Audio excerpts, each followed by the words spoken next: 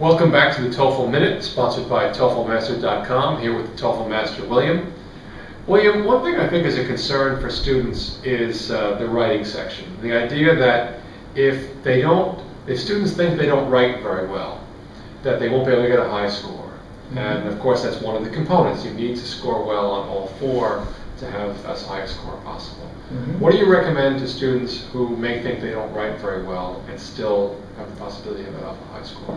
In all the years I've been doing this and the students that I've had, it's very interesting to find out that I have some students who can barely read and barely write and barely speak English. And I can get their score to around 87 or 89 relatively easily within 60 hours of class time.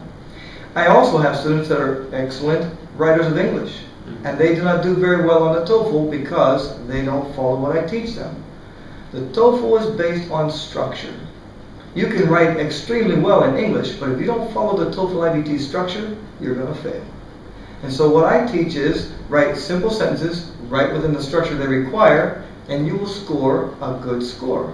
So we learn how to do things, we learn to simplify. We learn to be able to write well within our abilities, but write within the structure that's required, and maximize our score in that way. So you don't need big words. You don't need to say ambiguous, or you don't need to have all sorts of complex... What's ambiguous? All sorts of big words, right?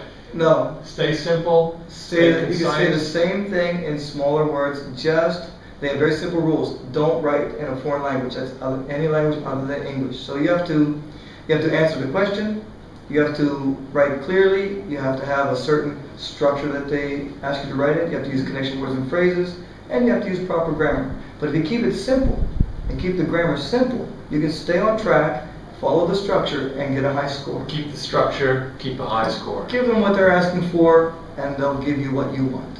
Very good. Thanks for that advice. For more advice and for your own TOEFL tutor, go to toeflmaster.com.